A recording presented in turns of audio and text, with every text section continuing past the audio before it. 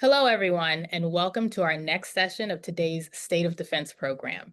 Shipbuilding has emerged as a central focus for the Navy as it looks to strengthen maritime power and prepare the fleet for an increasingly competitive global security environment.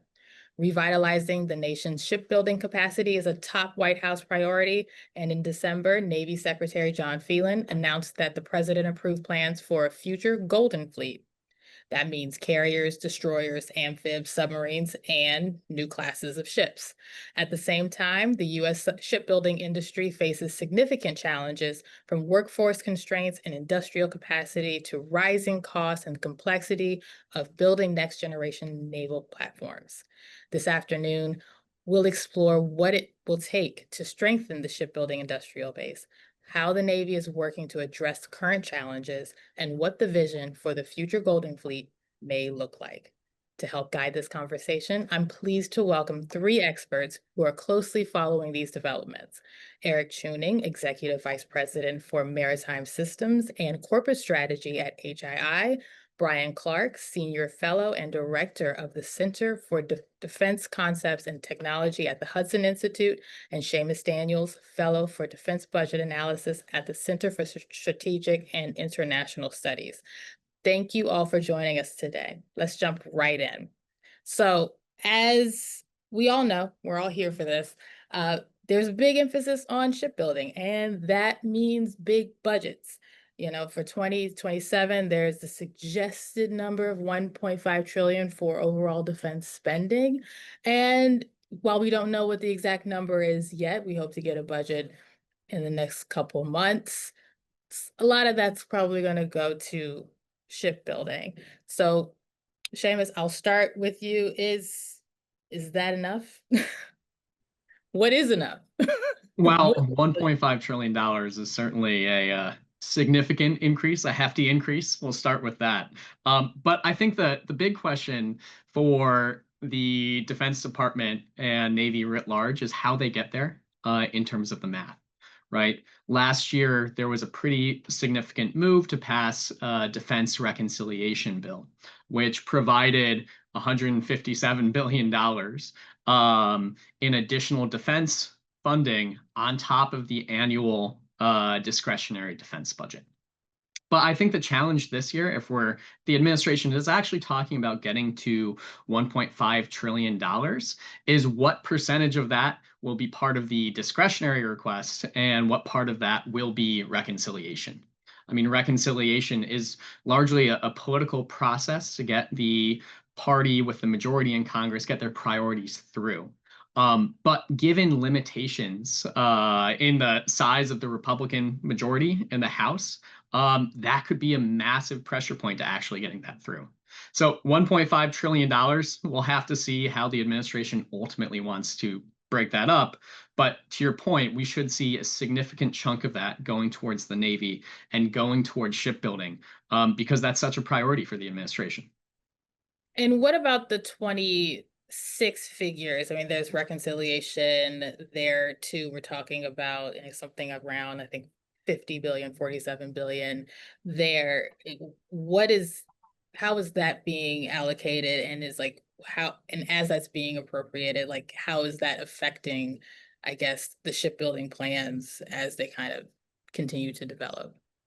Yeah, so for the shipbuilding budget for 2026, the Navy requested about 21 billion as part of their regular budget, and then they said they would use over 26 billion dollars in the reconciliation funding to plus that up, right? And the reconciliation funding has different rules where there's more flexibility on the timelines that you can spend that funding over. But what we actually saw when Congress finally appropriated funding, regular discretionary funding for 26. They plussed up the shipbuilding budget to about 27 billion based on some congressional documents. And then the Navy, in their broader plan, or the Pentagon's broader plan for how much it planned to spend, said that they would spend $29.2 billion on shipbuilding. So that is a little bit of a plus up. The interesting thing here is that Congress really intended the reconciliation spending to be a significant one-time plus up to the defense budget, right, to allow for these longer term investments in modernization and building out capability. And what we saw the administration do in the 2026 budget is actually push a lot of the funding and push a lot of the ships that they would typically buy in the normal budget into the reconciliation budget. So they were using that reconciliation to actually cover costs that normally most administrations and most Congresses would look to in the defense budget, the normal discretionary defense budget. Brian, Eric, I want to get your thoughts on this, especially when we're talking about reconciliation, which is not, and I will say this, it's not stable funding because it's not guaranteed year over year. Can you tell me how that could affect the Navy's plans to kind of build more ships? And then also for Eric, like how this is affecting industry? Well, I think, Lauren, thanks for having me on. By the way, I think the use of reconciliation makes sense if you've got one-time investments that you can make and you don't need to provide a follow-on necessarily of sustainment funding. So it would help with things like infrastructure. So if we're looking to build better virtual environments to help us envision new concepts and be able to promulgate, new mission plans to the fleet, or if we're building new test and evaluation infrastructure to help us more rapidly deliver things that have been built, or if we're going to build a backlog necessarily of ship production, or maybe even invest in the ship production infrastructure ashore, that all makes sense. Those are one-time investments that don't necessarily have a need for a follow-on tail of money. Another good place to invest would be the ship repair industrial base, particularly the naval shipyards in the U.S. That money could be spent on that, which is sort of a one-time expense that you could take advantage of reconciliation for. Eric?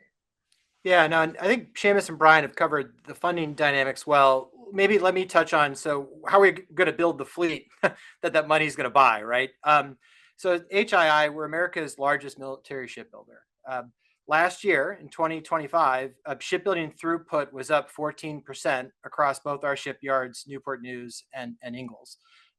We're targeting a 15% increase in throughput this year in 2026. We're accomplishing that primarily focused on 5 different levers. The first is strategic investments to grow capacity.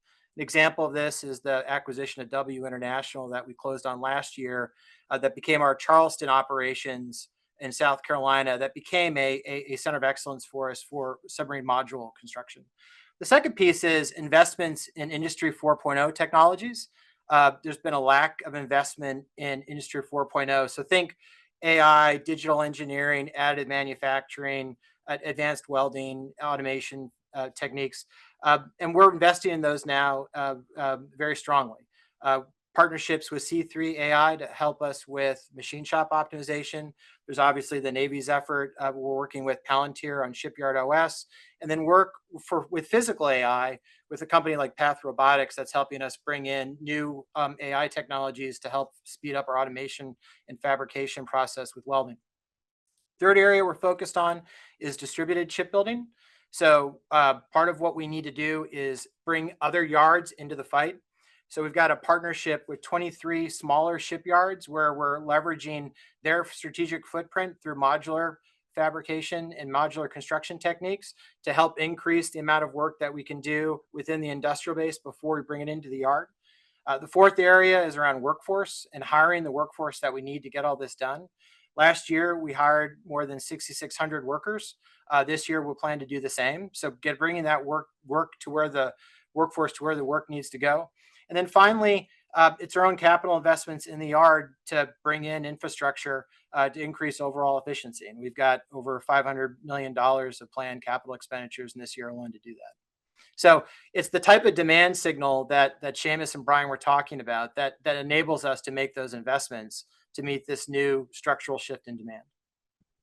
And Eric, I'll stay with you because you ended on demand signal, and I guess as a layperson, it's almost like the demand far outweighs capacity right now, especially when you're talking about a culture in the Navy to kind of change ship designs. And now we're talking about adding new classes. Like, how is industry preparing for this huge, potentially huge influx of, of work?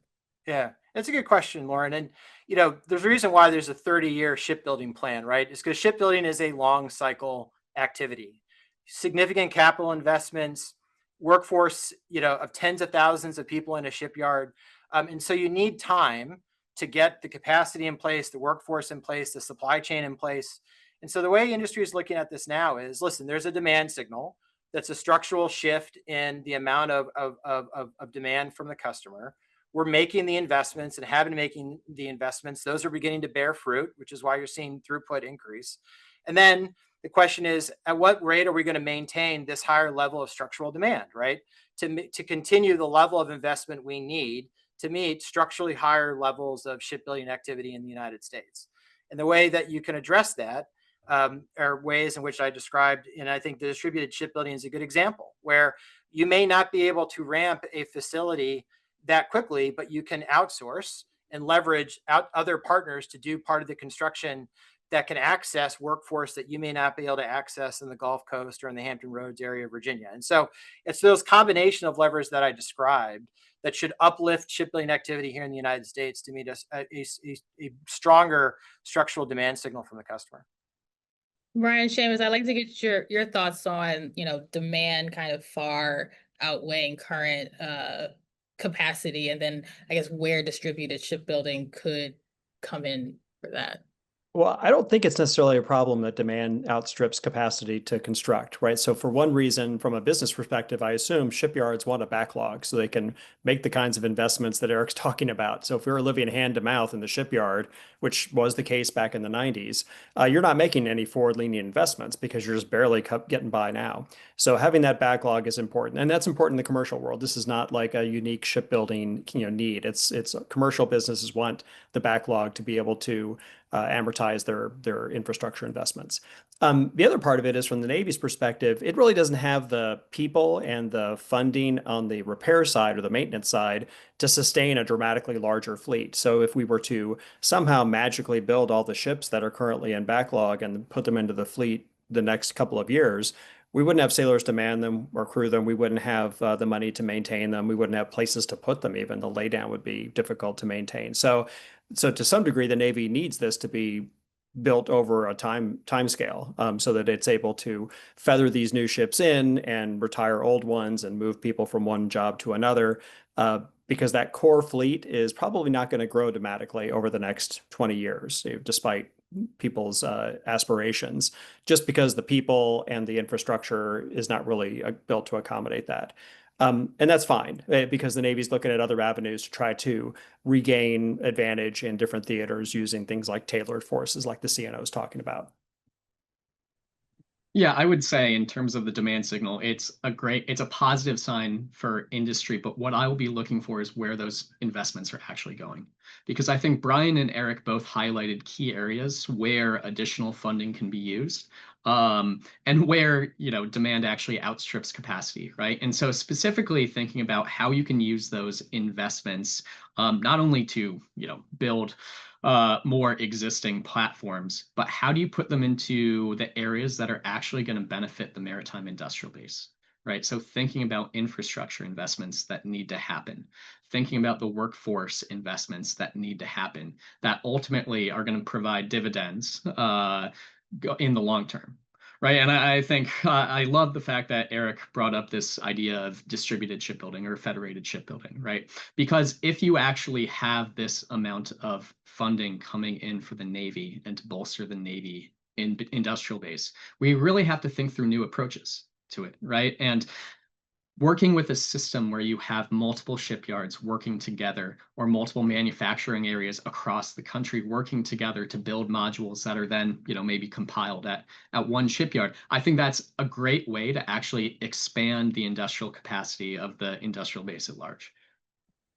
I want to kind of pull on that a little bit more because, at least from my mind, while I understand like spreading out the work, like many hands make light work, as my great grandmother used to say, that makes sense in terms of like increasing capacity, but also because building ships is so complicated, I could see the supply chain challenges that are already being experienced kind of maybe they could be worse. I mean, maybe I'm off base here, but that's to everyone. Let me just jump in real quick. I think one thing that this shift to distributed shipbuilding will drive is more modular designs in shipbuilding, and I think that's actually one of the bigger benefits of it. So one, you can spread the work out and take advantage of workforces that are underutilized currently for the shipbuilding or even the defense industrial base.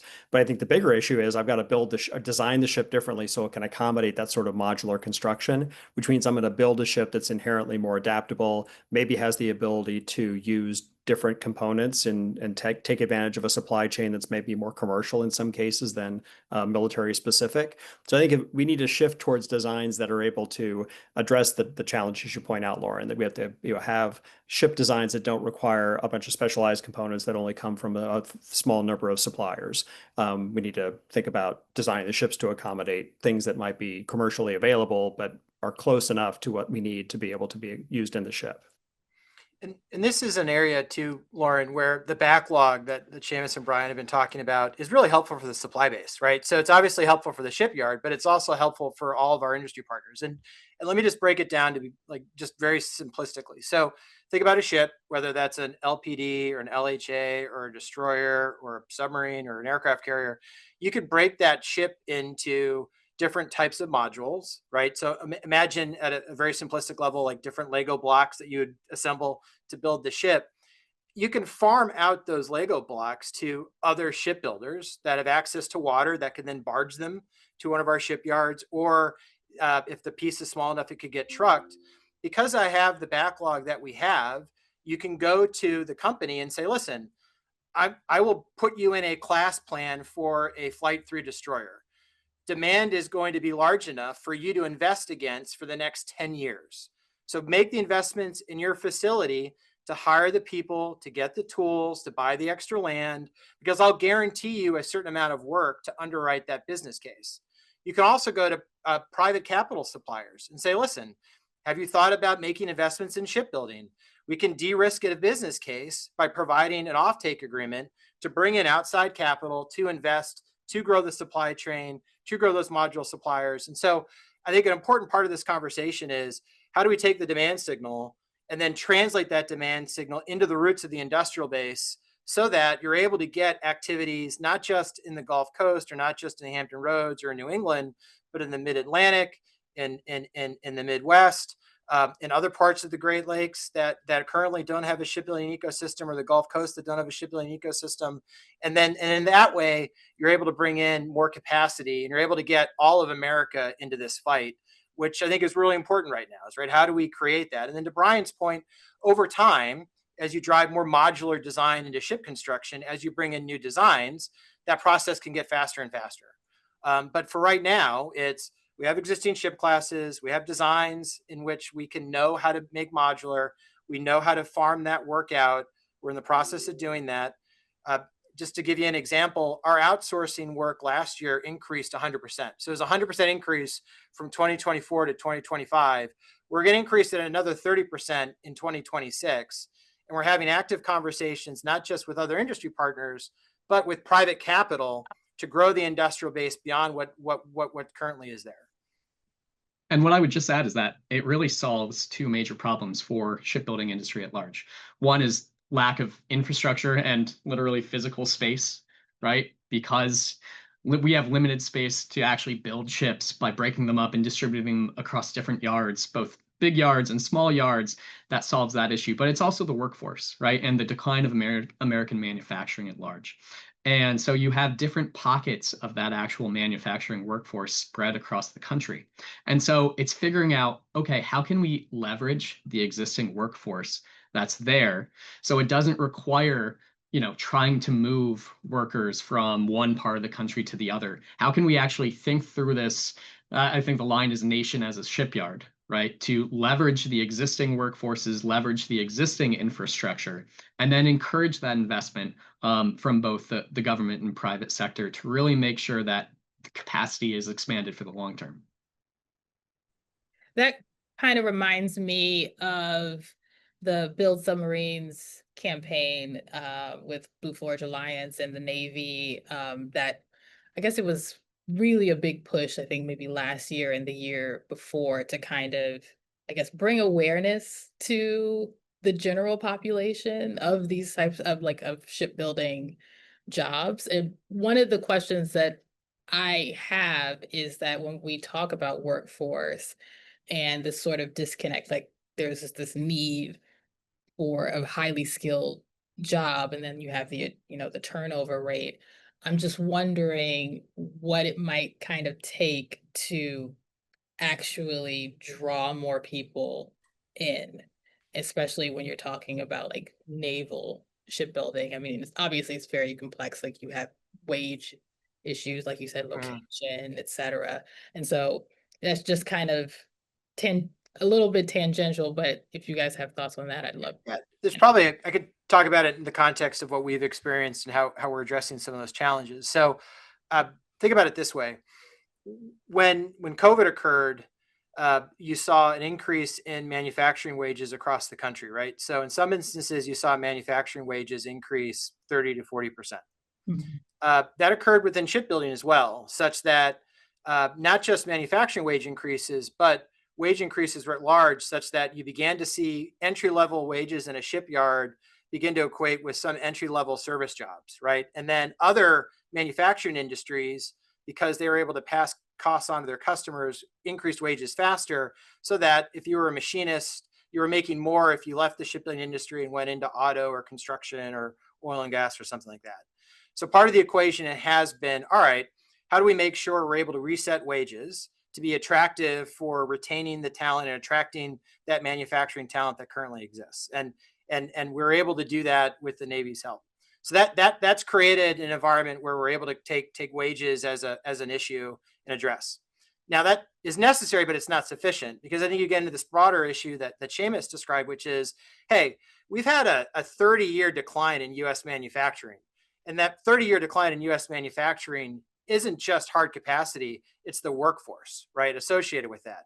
And on top of that, we've had a de facto industrial policy, and I say this as someone who used to run industrial policy at the Pentagon, where we've incentivized people to go to college and get degrees, but not necessarily go to trade skills and trade schools to learn how to do a trade. And so we're in the process now of how do we attract people back into trade-specific training. We run our own trade schools at the shipyards. The Newport News Trade School, as an example, has been in existence since 1919. We'll recruit folks out of high school, give them a wage, train them, and then give them a job at the end. It's a great deal. There's no college debt associated with that. But part of it is, and this is what I think we were trying to do with the build campaign, was, hey, how do we attract people back to manufacturing as a job category, right? And how do we make that work? And then the third piece is there's going to be different levels of workforce train up, geographically speaking, right? There are some geographies where there may be a localized mismatch in skills. Through the distributed shipbuilding approach, you're able to, if you can't bring workers to the work, right, I'm going to take the work to where the workers are, right, and then establish distributed shipbuilding where there's a population that can do it. Now, all of those things are occurring in the context of new types of technologies, which also increase efficiency. A good example of that is the use of physical AI in the shipyards that enable us to do tasks that we weren't able to do before with less workforce strain. So all these things together are sort of how we're attracting and attacking the workforce challenge.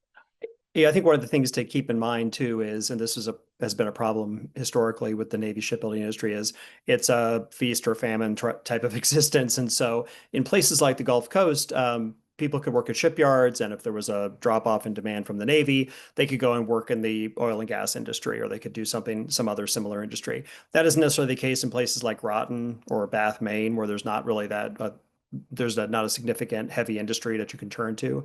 So I think this idea of distributed shipbuilding also gives you a way to tap into a workforce where those guys or gals can transition to do manufacturing of other kinds. Because if you're doing module manufacturer, you can probably turn to do any other kind of structural manufacturing or heavy industry manufacturing. So essentially it's contract manufacturing at that point. And there's a lot of contract manufacturers in the United States who already support like the military aerospace industry, where they turn from building parts for Northrop Grumman aircraft one week, and then they turn around and build medical devices the next. next. So you could see maybe this evolution where the shipbuilding industry taps into that same kind of contract manufacturing base as the aerospace industry has.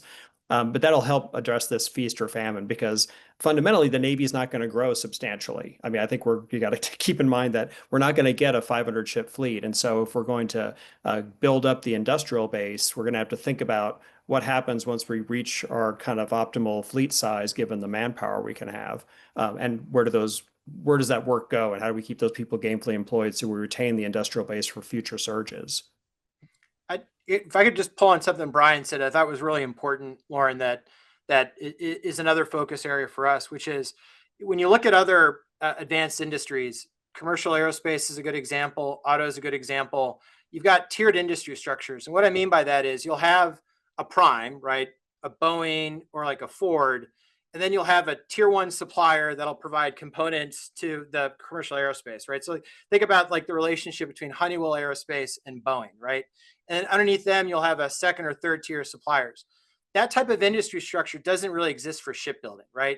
You've got the main shipyards, and then not a lot in the middle, and then a lot of really small folks. And so for us to scale the industry, to Brian's point, part of this is distributing the work, but then part of it also is creating the industry structure where rather than the large shipyards managing 50 different industry partners, I manage 5. Those 5 each manage 10, right? And then you'll be able to put in place more of a more stable of an industry structure that'll create the type of tiered investment that you see benefiting auto or commercial aerospace or other heavy industrials. Yeah, and those lower tier manufacturers can move to other products when Precisely. shipbuilding demand is That's not right. quite what it was. Yeah. Because to Brian's point, if I have a machine shop, I may be filling orders for Newport News, but then I may also be supporting a local manufacturer for construction activity, right? And then I get higher utilization for my equipment, as opposed to the model now where you get a last minute demand for something, you'll facilitize for it, and then there won't be anything, and then you say, well, I've just hired these 10 folks. Now what do I do with them? Right? That when you get to that tiered industry structure, those issues begin to go away. Well, and I think that industry structure really exacerbates the workforce challenge in terms of experience, right? Because, in drawdown from Cold War, drawdown in shipbuilding, in that kind of, famine time for shipbuilding, right? You got a lot of turnover and retirement of experienced workers in the yards, right? So a major focus has to be upskilling kind of the green labor there, and how you also do it at the time, like Eric mentioned, that you're trying to uptake leading practices, right? AI, autonomy, additive manufacturing, right? So there has to be a consistent effort to make sure that the training programs are there to actually give these kind of green, relatively inexperienced people the skills to work in a modern shipyard. And since you kind of brought up modern shipyard, I want to pivot a bit to how that's being done with technologies like AI. I'll start with how the CNO has been talking more recently about tailored forces with respect to unmanned systems and integrating that into the fleet, which would obviously be a way to kind of extend capabilities. So, Brian, Eric, can you tell me how important are unmanned systems to the Golden Fleet? Yeah, Lauren, well, it's essential to making it work. The core force, or the general purpose force, as the CNO talks about it, is going to be that standard issue carrier strike group, surface action group, amphibious ready group, submarines that deploy on their normal schedule. That general purpose force will continue its rotational cycle. But that isn't enough force to be able to address the challenges we face today, because all of the threats have gotten better. Proliferation of technology has made even the Houthis able to put a lot of stress on our forces. So we have to think about, what do we need to do to augment that rotational force in different theaters, and how can I tailor that force to the particular geography and the particular threats I face in that environment, and also with a particular scenario.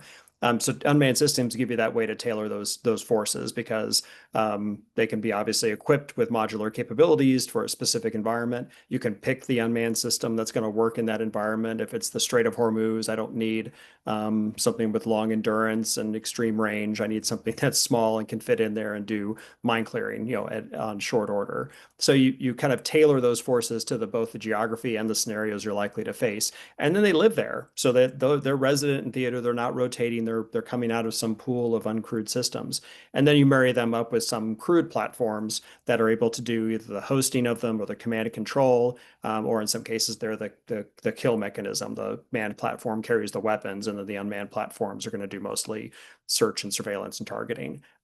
We just did a war game on this last week that kind of highlighted the value of the concept and how it does work in practice. But that's the basic idea.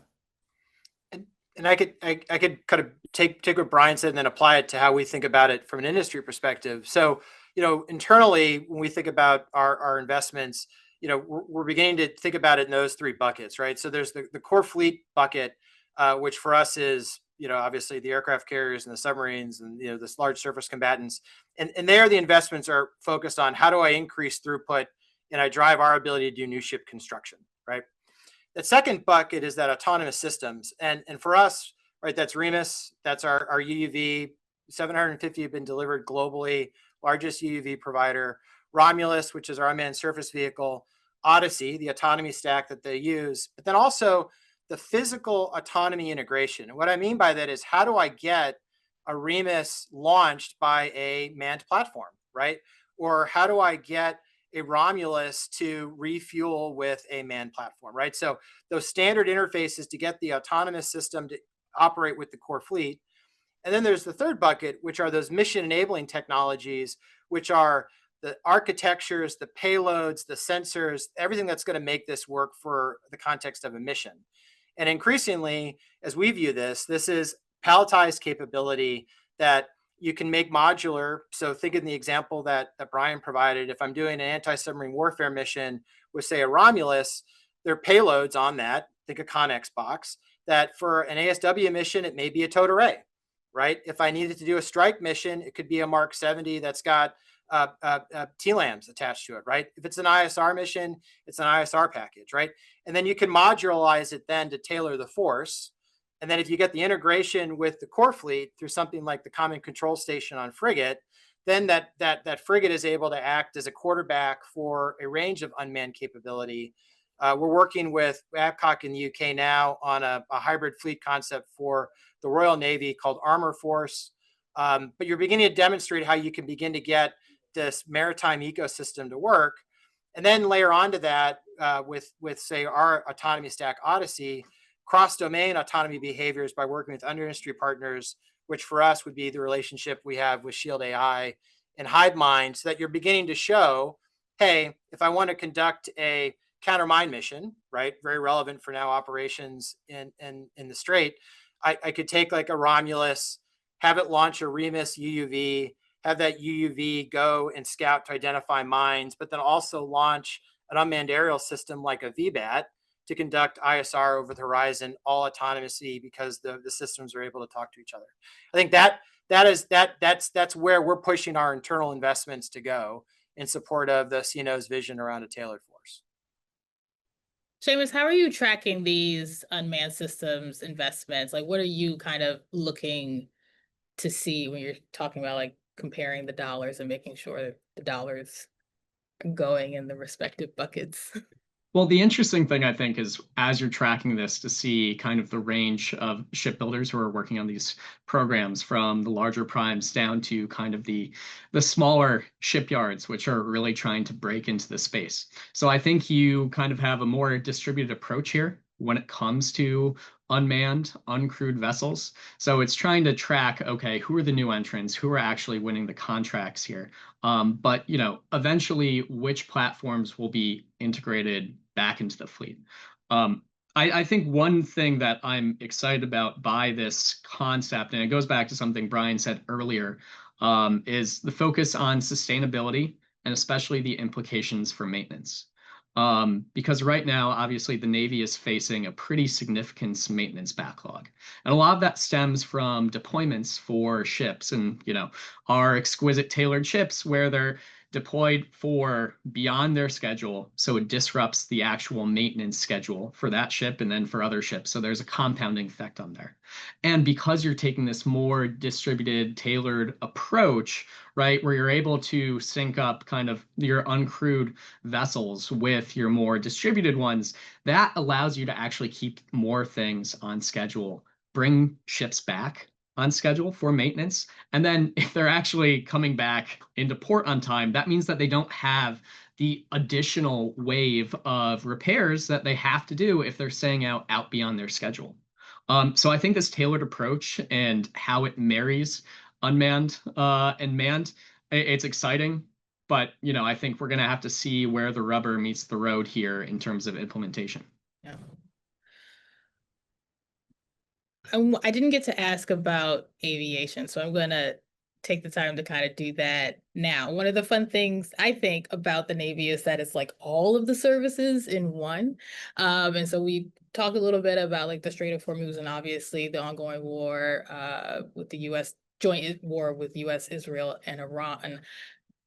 And there's like the extended deployment of aircraft carriers. There was also the discussion of updating or changing the design of aircraft carriers to, for us to be a part of the Golden Fleet. Can we talk a little bit about what that means and how those two priorities might intersect or compete, especially when you're talking about, for budget dollars? Brian? Yeah, so when we normally the Navy sort of runs in these cycles where it does a lot of ship investment and then it does a lot of aircraft investment, and we're sort of in a trough right now of aviation investment because we just finished the P-8, the MH-60, and are in the middle of the F-35 purchase. But we finished some recapitalization and now we're moving into a period where you sort of have a lull while we develop the next fighter to replace the F-18. But here in a few years, the Navy is going to have to think about recapitalizing the aviation fleet. Obviously, the FAXX program has to ramp up to begin procurement, in theory, in the 2030s. And then we've got to think about P-8 replacement. If that's going to happen, it's going to have to happen in that early 2030s timeframe as well. Those airplanes are now reaching their first ones are reaching their end of service life. And then we also have to think about just the relevance of the carrier air wing, because one of the challenges that the Navy faces is operating from longer ranges in highly contested environments. And the problem is not the carrier, because every land base is facing the same challenge. Whenever we run a war game looking at Japanese air bases, they pretty much get shut down for a while because of missile threats from China. But the problem is that the airplanes that can launch from the aircraft carrier don't have the range and the payload to be able to be relevant at the ranges the carrier can operate. So we need a longer range aircraft, and we need to recapitalize the aviation fleet. At the same time, we're trying to buy a bunch of new ships and start new ship classes. So it's going to put pressure on the budget, and we may have to make choices like maybe not pursuing the battleship and instead having money go toward the FAXX program to ensure that that gets up to speed and we can make the carriers continue to be relevant, because a fleet that has irrelevant carriers but battleships is probably not a fleet that's well balanced.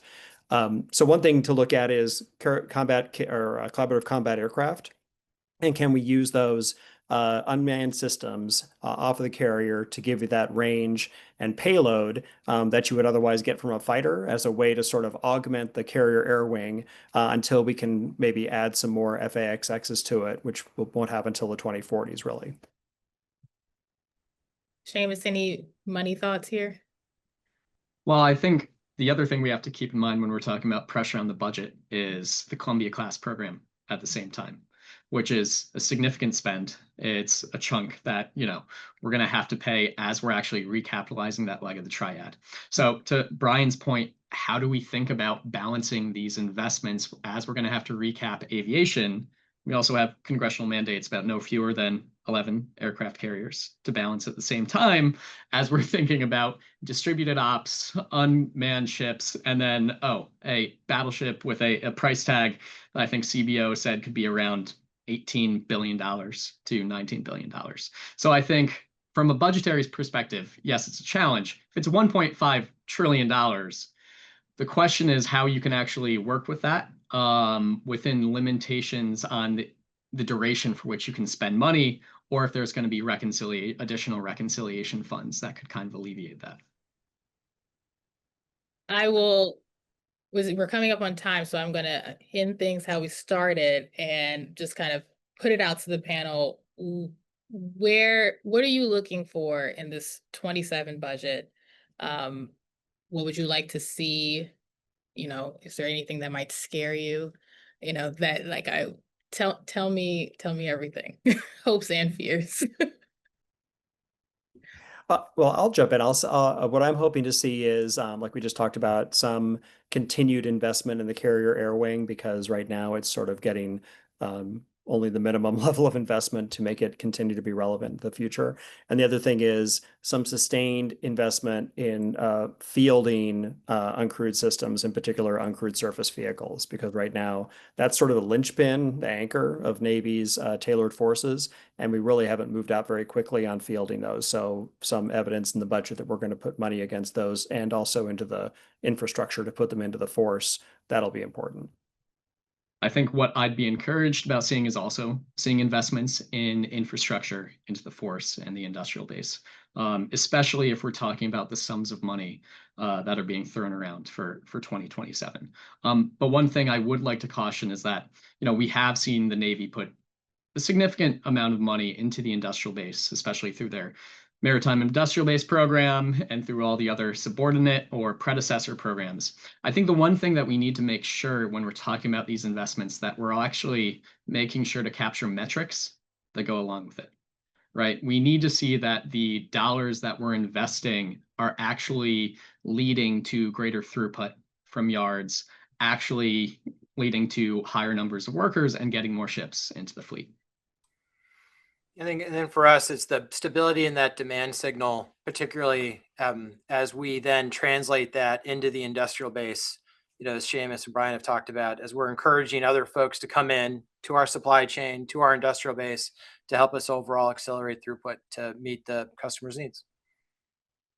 Awesome. Well, we will leave it there, even though I know we could keep talking about this all day. So thank you all so much for being here. That wraps up our time for this session. Thank you all for sharing your insights and helping us better understand the challenges and opportunities shaping the future of U.S. naval shipbuilding. And thank you to our audience for joining us today. As we wrap up the first installment of our State of Defense series focused on the state of the Marines and Navy, I want to sincerely thank each of you for joining us today. Your engagement is what makes conversations like these meaningful. Keep an eye on your inbox as we will be sharing the on-demand recording shortly so you can revisit the key insights from today's discussions. We also encourage you to share the program with colleagues and teams who may find it valuable. Continuing the conversation across the community helps deepen understanding of the challenges and opportunities facing our military services and the broader defense ecosystem. And please join us tomorrow, March 25th at 2 p.m. for the next installment of the series, when we turn our focus to the state of the Air and Space Forces. For Defense One, I'm Lauren C. Williams. Thank you for tuning in.